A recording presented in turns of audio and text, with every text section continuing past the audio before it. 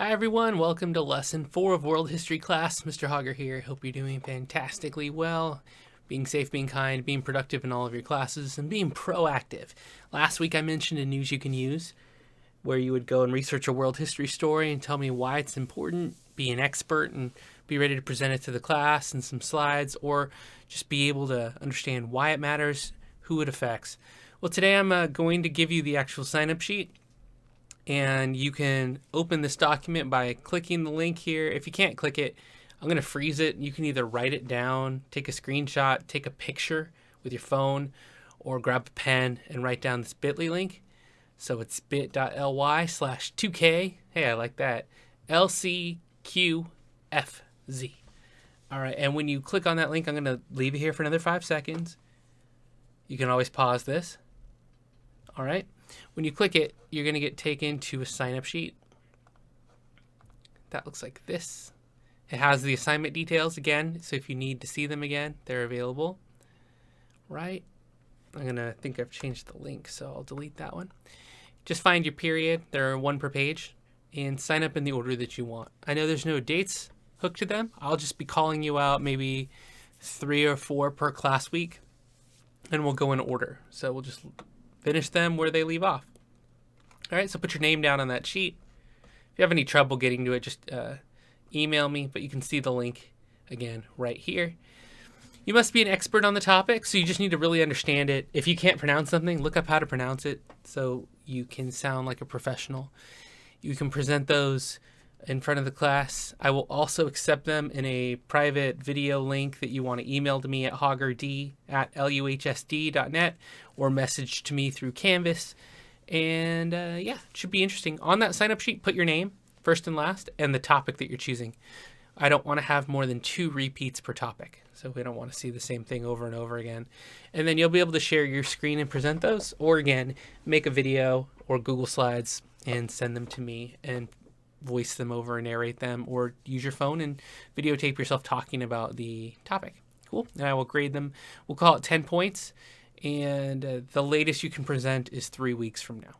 All right. If you have any questions, put them in the chat box right now, and I'll answer them after today's short lecture. And we have a little activity too. I'm going to show you what they look like so you can get a sense of what's expected of you. This is an A example. And Chris wanted to talk about women versus the U.S. Soccer Federation, because all over the world, women's soccer gets compensated per game less than men, even though like in the U.S., women win way more often than men do and go further into the tournaments and the World Cups. So this was the source, the New York Times, published March 8th, 2019. He gives us some background on a single slide that they boycotted an Aussie tournament after they'd won the World Cup because they were playing on inferior turf, getting smaller bonus payments, and the refereeing standards were different. They took on the U.S. Soccer Federation and FIFA. That's the global body that governs soccer. And the lawsuit includes 28 members, Alex Morgan, Megan Rapinoe, and Carly Lloyd being 3 of their most well-known, most accomplished. And so they pressed their case and said men's soccer players are paid higher bonuses, but they also get higher salaries that are guaranteed, and women don't get guaranteed salaries. The pool of $400 million for 32 men's soccer teams is compared to $30 million for women's teams, which is about 1/10 per team. So there's the details. Chris laid it out really simply. See, it's not an essay. It's just clear details, and then it ends with 3 questions. And he presented that in about 5 minutes. The class was really interested. So pick something that it's interesting to your classmates or to yourself. So don't pick something that you hate, because that's not the idea. Nothing I give you is designed to be hated. It's designed to you to find something interesting in the world that interests you. Any questions? So it has to be within, I'm going to say 10 days of the time you turn it in. It can't be from a month ago or months ago. That's not news anymore. It's got to take place outside the United States. The article that you saw from Chris, I let it go because it affects FIFA and international women's soccer. So if there's some connection that you can justify that it's international, I'll take it. Don't just read it. That's always really boring when kids come on and just read, right? So you're the expert. Get to know it. Practice it once or twice. And you can present as soon as you turn it in. So sign up, and if something good pops up in the news or in TV or in events around the world, take it, write it down on that sheet. All right, today we start in the catacombs of Paris, France. Let's take a look at 6 million dead people as part of an underground tunnel network. It's pretty fascinating. I was in Paris and asked if I wanted to go down there, and I said no, because seeing 6 million dead people, I thought would be a little bit of a downer on my trip to enjoy chocolate croissants. Au croissant. I know that's not how you pronounce that. I was being goofy. But what's not goofy is how many people have been died and buried in deaths and disease from 700 years ago, 600 years ago, 500 years ago. And they're walled up. Bones, skulls. And I think we're going to get to the skull room here in this video if we skip ahead a bit. So why don't we do that? There's a tour here so you can save yourself €40. And yeah, that's a lot of bones. See them? They were once like you and me. I'm not sure if they got to do distance learning during the plagues and whatnot, and during the other disease effects, but that's a lot of femurs. That's femur fun right there. I just thought it would be neat to get a visual. I also love this song by Not a Surf. They're one of my favorite bands. I interviewed Matthew Cause, the lead singer, if you want to look that up. But I thought we would look at these lyrics and start with the song today. So I'm going to try to turn it up so you can hear and talk about this lyric. Try as we might, no one's immune to misfiring and acting on the wrong clues. This year we study history. We look back at all the ways they mishandled wars or disease, and now we think we know so much better, although we're in the middle of a pandemic ourselves. But no one's immune to making mistakes and thinking it's time to redo and redo. And to look alive, look at these bones. Matthew Cause wrote this song after seeing the catacombs in Paris. And he says, what you are now, we were once. So from the perspective of the skeletons, they look at us living in flesh and bones and thinking, we were once what you are now. And I just thought that that's an interesting, it gives me a chill to talk about it. But that we've seen so many people perish and we'll read about so many more. This is a mile of bones in the catacombs, a mile. And it's the depth of a 5-story building full of remains. And make the most of your days, your life, your months, your weeks, your family, your friends. Make the most of your potential. That's what I want from you guys the most. In the world today, the following data is taken from the CDC. Heart disease is still the #1 killer in America, taking about 635,000 Americans every year. Cancer kills nearly the same amount. Accidental death is actually the 3rd most leading cause of death. Then stroke, Alzheimer's, diabetes, and the flu. So don't worry about lightning strikes. There's a lot more deadly things out there. So we're moving on from the death in the 1348 bubonic plague that took half of Europe, or a third of Europe. We're going to jump ahead to talk about Enlightenment thinkers today in the 1700s. I'm turning the light bulb on. We're turning the darkness off for a little while and talk about thinkers who were so wise 400 years ago and 300 years ago that we still recommend people read their work today. Can you imagine, you think anyone's going to be reading Justin Bieber 300 years from now or Taylor Swift? Maybe they will. Maybe they will. If you think they will, then think about all the people who you think aren't cool that your parents thought were awesome. How many of you out of the 34, 35 in here are Elvis fans, right? 5? How many are Beatles fans? 20? How many are fans of Muddy Waters? Or how many people are fans of Scott Joplin? Right? Yeah. If you don't know who a couple of those people are, or even mention Oasis. You guys know Wonderwall still? Is that still a song that everyone plays in high school? So the Black Death was bad, but the scientific revolution from 1500, 1700, and the Enlightenment thinkers really changed the world and brought us into that modern age where that chart of expanded world population starts to boom. Here's a question for you for the chat box. Who are 5 progressive thinkers today? People who are alive now or were recently alive that you think will be remembered in 300 years? They could be inventors, creators, artists, celebrities. Do you think we have anybody in the world who's so worthy of attention that they'll still be important 300 years from now? Make a list of 5. All right. You can think of those while we're going on, or just write down the question and jot them down in the chat box. It's a fun conversation to have, and we can talk about that live together as soon as I'm done with this. Today's assignment is an Enlightenment gallery walk. Obviously, we're not in class to walk around together, so I put the document in, and I'm going to be walking you through each slide. So I need you to grab a file for me, and it would be helpful to you if I put that file in the Canvas box. It should already be there. Take 2 minutes right now Get some water if you need it, but go grab that document. It's a Word document and it looks just like this, because that's what we're going to be doing for the next 15 minutes. And then we will be done for assignments. I'll give you time to work on your news you can use so you can be proactive. All right, everyone should already have this open, but I'm going to give you another full minute to go and grab this gallery walk, download it, open it. If you need to copy and paste it into a new Google Doc or a new document, or you want to open up notes on your phone or a document and answer the questions, I'm fine with whatever format you want to do it in. Just make sure you get it digitally written down. Okay, you can even open a box on Canvas if you want. So do that. You should be almost there. And you can catch up if you're not. It has spaces to write each answer. Type your name in, the period. And let's walk through 8 stations. Cool?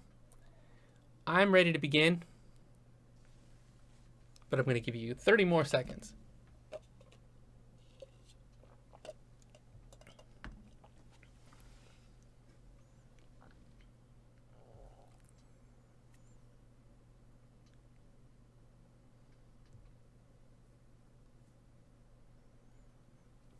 Okay, I'm going to begin. So I've tried to make a list of people who, to my generation, which is like half a generation different than yours, who I think are important and who they compare to in the Enlightenment. All right, not perfect, but pretty cool, I think, and a fun exercise. So a modern example of an Enlightenment thinker might be Ricky Gervais. He created The Office in England, which became a huge hit in the American version as well. He has about 13 million followers on Twitter. He's a leading spokesman for a lot of different things. He's also a stand-up comic with a huge following. But one of the things that he's been very progressive on that's even not accepted by some people today, and it makes a great class discussion, is can anything be joked about? He made jokes about AIDS, famine, and the Holocaust, and defends freedom of speech in the context of humor, because if you restrict it, then it's not free speech. That's been his opinion. And he's always said that if people have bad ideas or opinions that go too far, then they'll ostracize themselves, or they'll remove themselves from the conversation, because people will dismiss them. We don't have to acknowledge that people are right when they're wrong. Back in time, this is Alexander Pope. He lived from 1688 to 1744. His beliefs were that he critiqued the upper class, and he also used a lot of observational humor and parody. His life shows how dangerous it was to joke about the powerful and the rich. After he published a satire, like Saturday Night Live, think about that, but like in written form, he received threats and violence and never went for a walk without multiple pistols because people threatened his life. That's a time where free speech didn't exist. Ricky Gervais argues it still should. So in station number 1, answer the questions for each station. Here comes the question. Do you think everything is okay to joke about? Are some subjects off limits? What kind of things should be off limits and why? I'm going to give you 1 minute to write down your thoughts. Is it okay to joke about everything? Give it a thought. Give it some sincere, critical thinking. And I'll call on a few of you to talk for credit after we run through these slides. All right? This will be a fun activity, and it doesn't require too much outside work. I'm giving you all the historical info today. It's kind of a good lesson. I like it a lot. Is everything okay to joke about? And what kind of things are off limits? Okay. Finish up your response.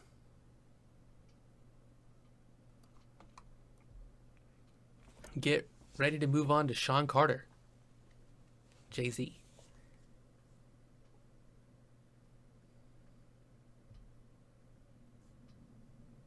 Cool. Should be pretty ready to go. You can finish writing if you're not finished yet. All right, here's Jay-Z and Thomas Hobbes. Jay-Z has 55 million albums sold. He's an American rapper, songwriter, producer, entrepreneur, record executive, billionaire. If I'm not wrong, doesn't he have a clothing line? Could be wrong about that. He's also mentored and brought up some fine artists, Kanye West, Rihanna, and a lot more. His beliefs are that working hard, protecting family, speaking truth will get you far. Thomas Hobbes lived in 1588 to 1679, pretty long life for back then. He believed that there's a social contract, that people should do what's expected of them, and government should protect people and do what's right and do what's fair. He wrote a lot, and his writings were considered revolutionary at the time. in a similar way that the songs of Jay-Z have been revolutionary. Question for you is, how important is it for government to protect its people? Should the government give healthcare, environment, air quality enforcement, law enforcement, military? Which of these is most important for safety of people and families? And why, in your mind? Choose one, or maybe something that's not on my short list, and write that answer down. And again, I'll call on a couple of you to answer that question for the class. We can have a little conversation.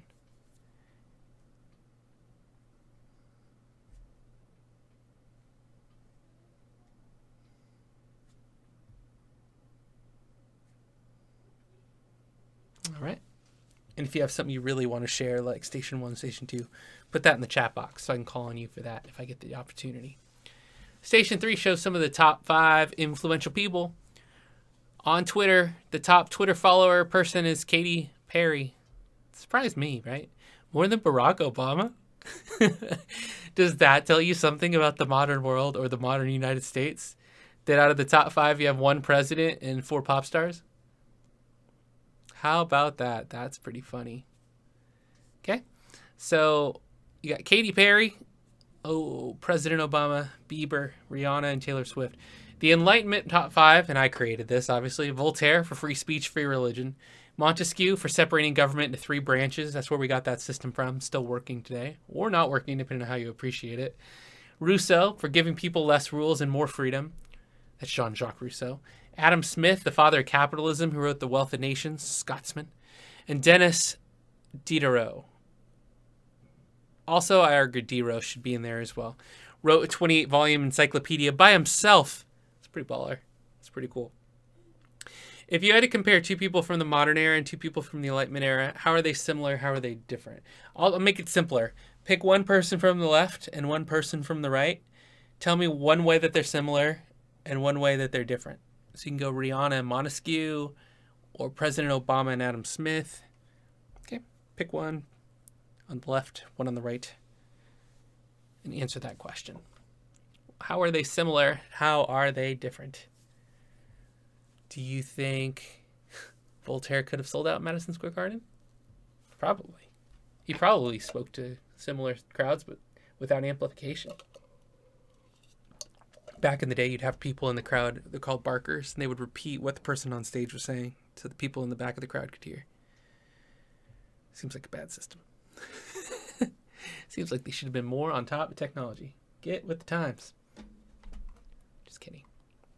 Cool. Station 4. Elon Musk. In my mind, like one of the top modern inventors. He may be a little crazy. You might think he's a little off his rocker. But he's a worldwide leader and innovator. He's worth $22 billion. He created PayPal, which he used to then spin off, raise the money to create SpaceX, SolarCity, and Tesla. He believes in trying new things, pushing boundaries, inventing the future, and he thinks we should go to Mars. The question for you is, what do you think the greatest invention is of all time? It's another fun conversation, so you can think about that. I put up some Enlightenment inventions. Jethro Tull invented the seed drill, which then let us get down into the earth and put seeds down there for faster growth to feed more people easier. Bartolomeo Cristofori invented the piano in 1709. It's pretty rad. Englishman John Shore invented the tuning fork to help make that piano tuned easier. I don't think anyone's picking the tuning fork. Thomas Newcomen patented the steam engine in 1712. That changed the world. The diving bell and the fire extinguisher. Is one of those in your top of all time? We'll find out in a little while. Station 5. Steve Jobs is a modern Enlightenment thinker. He passed away in 2011. Founder, creator, Apple computers, iPhones, iPads. Believed that interfaces should be simple, intuitive, and advanced to make life easier or more enjoyable. And here's Jean-Jacques Rousseau, who believed that every person had rights and deserves dignity. Also, we should use reason to figure things out instead of just being told to believe in things because someone or some book tells us to. The question: do phones and social media help advance the world forward or push us backward in some ways? Does it help us or hurt us more? Are phones a benefit to society or a hindrance? Tell me what you think. Give me a reason or two. Make it a complete answer. And do that now.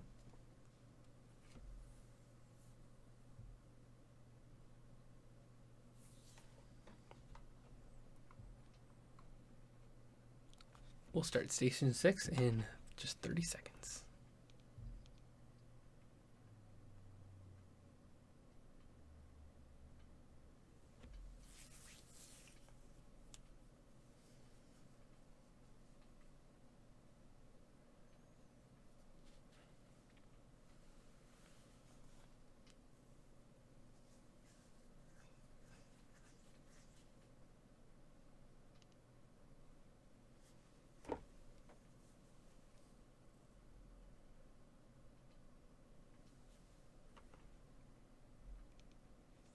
Okay, we're moving on to station 6. We've got 3 more to cover.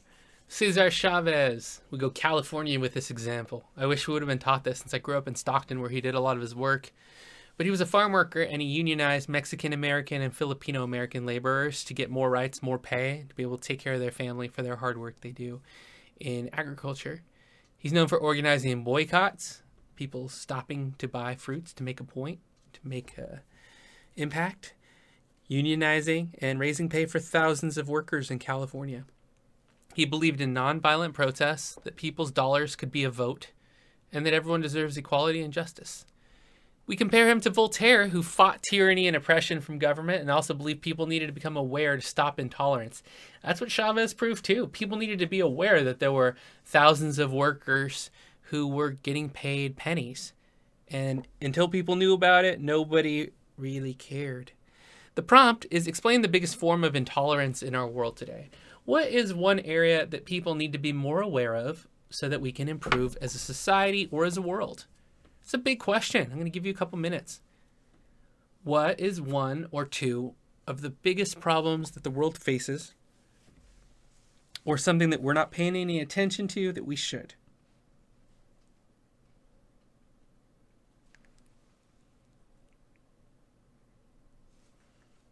What do you think it is?